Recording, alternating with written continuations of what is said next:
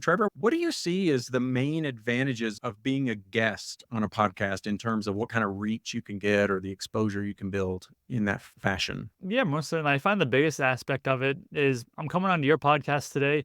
You guys have been building the podcast up over the last year. I haven't done any of that legwork, and I get to come on and get exposure to your audience where after we hop off, say maybe an hour's worth of the call, then I'm done with it. That's it, where you guys have to continue to do the podcast and go out there and produce it. And I find that's the biggest exposure you get as a podcast guest is just by utilizing other people's audience out there that have taken the time to go out there. They've started the podcast, they've built that audience. And then typically, if I'm coming onto your show, there's a reason that you're having me. And then your audience is going to look to me as an expert just because you're interviewing me. A lot of the times, they'll take the episode, they'll create social media clips for you. So I don't even have to spend any money doing that. They just send it over to me. So I find that's one of the biggest benefits of being the guest is I just get that exposure to the person's audience where I didn't take any time to build that audience. They took all that legwork on their own end to go out there and really build it up, however long the podcast has been around. It is powerful. Mhm. Yeah, we get some great leads guesting on podcasts and some exposure in that way.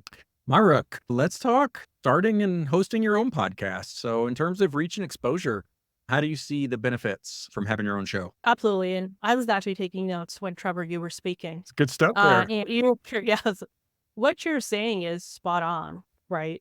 You get exposure without doing any of the legwork. A common theme I heard again and again is I go in and I'm part of someone else's podcast and they post it, they publish it to their audience. And that could also translate as you have no control whatsoever on what you speak about, what you want to speak about. Who do you want to target? You're really on the mercy of A, the host wanting you on, right? And B, they want to talk about what they want to talk about. So I want to preface it all to say, yeah, we're going to go into the reach and exposure part of it. But you have so much more control when you are a host. You get to control the pace, you get to control the content, you get to control what social media pieces are put out. Anyone can take your clips out of context, put it on social media if you're a guest. If you're a podcast host, people are more likely to invite you to a podcast because they know you're already good behind the mic. They know you. Oh, I know they have their own podcast, which means we can do a podcast swap, which means we can collaborate. The amount of emails that I get for people wanting to be guests on my podcast, a lot of times I'm not even looking at them. You will have to pitch to that podcast host. And again, you're letting go of your control and you're hoping that they take you on and you're hoping you get to talk about what you want to talk about. Most of the times, that's not the case.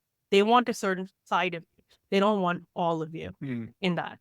When it comes to just having your podcast, there's a technical aspect of it, right? Like you can do the SEO stuff on Google, making sure you're using all the keywords right, making sure you're creating those short. But I think where it's more important when it comes to reach and exposure is that your audience is learning more about your personality through this podcast. So think about it as like a lead nurturing more than anything else. That's what I love about being behind a mic and having the video on is I can show so much of more of myself by being myself versus just written content or just creating YouTube shorts about a certain piece.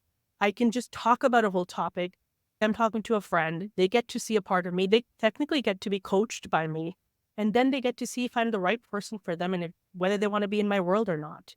So I think that's an important piece that I wanted to mention too. Those are great. I love all those. And as you were talking, I was pulling a little bit of those comparisons as well. The way Trevor approaches it and being a guest is, it can be very broad and it's almost like a gateway, right? Somebody gets to know you. They can decide whether they want to continue to explore. Oh, I wonder what's going on with Trevor. I can find out a little bit more. Oh, podcasting you, maybe whatever. You can go and explore. Whereas Mark and yours, there's really a depth of really getting to know someone through that single platform. And as you said, deciding whether to engage or change the channel.